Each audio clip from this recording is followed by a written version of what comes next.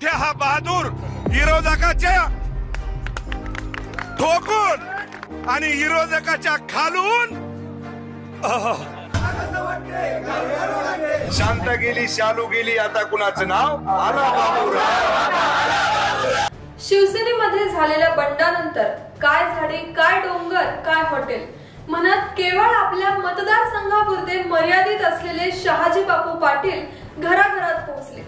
या बंडामुळे केवळ आपल्या मतदारसंघात फार तर फार जिल्ह्यात ओळख असलेले अनेक नेते संपूर्ण राज्यभरात ओळखले जाऊ लागले। या नेत्यांमध्ये संतोष बांगर यांचे नाव देखील घ्यावे लागेल। मात्र या संतोष बांगर यांच्यावर आता पुन्हा एकदा नामुष्की ओढवली आहे। यावेळी निमित्त ठरलं आहे हेमंत पाटील यांची उमेदवारी कापण्यात आल्याचं। एकनाथ शिंदे यांच्या शिवसेनेने हेमंत पाटील यांना हिंगोली येथून लोकसभेची उमेदवारी जाहीर केली होती। मात्र हेमंत पाटील यांचा पत्ता कट करण्यात आला असून हिंगोलीतून आता बाबूराव कदम कोहळीकर हे शिवसेनेचे उमेदवार असणार आहेत। भाजपच्या दबावातून एकनाथ शिंदे यांच्या शिवसेनेने हा निर्णय घेतल्याची चर्चा आहे। काही दिवसांपूर्वी आमदार संतोष बांगर यांचा एक व्हिडिओ सोशल मीडियावर प्रचंड व्हायरल झाला होता। एका माध्यम प्रतिनिधीने बांगर यांना हेमंत पाटील यांच्या लोकसभा लढतीबाबत विचारले।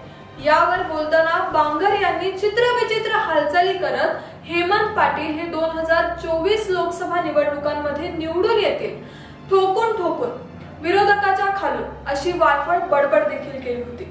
मात्र एकनाथ शिंदे यांच्या शिवसेनेने आज याच हेमंत पाटील यांचे तिकीट कापल्याने ठोकून ठोकून म्हणणारे संतोष बांगर धाडकन तोंडावर आपटले आहेत।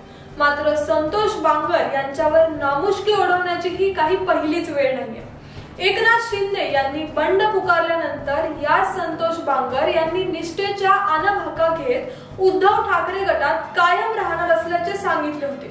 मात्र पुढे ते हीच कथित निष्ठा गुंडाळून ते एकनाथ शिंदे यांच्या गटात सामील झाले होते। शिंदे यांच्या गटात गेल्यानंतर संतोष बांगर यांनी असंच एक चॅलेंज दिलं होतं। बाजार समितीच्या निवडणुकीत 17 पैकी 17 जागा निवडून आल्या नाहीत तर मिशी काढणार असल्याचं खुलं आव्हान त्यांनी दिलं होतं। मात्र या निवडणुकीत त्यांच्या केवळ 5च जागा निवडून आल्या। बांगर यांनी मात्र मिशा काही काढल्या नाहीत। आता हेमंत पाटील यांच्या विजयाची आरोळी ठोकणाऱ्या बांगर यांचा पुन्हा एकदा पचका झाला आहे। हेमंत पाटील यांचे लोकसभेचे तिकीट कापण्यात आले आहे।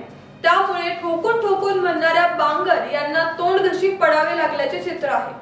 त्यामुळे आमदार संतोष बांगर यांच्या सततच्या भूमिकेवर तुम्हाला काय वाटतंय? तुमची प्रतिक्रिया कमेंट बॉक्स मध्ये नक्की कळवा आणि हो, चॅनलला अद्याप सबस्क्राइब केलं नसेल तर सबस्क्राइब करून बेल आयकॉन नक्की प्रेस करा। धन्यवाद।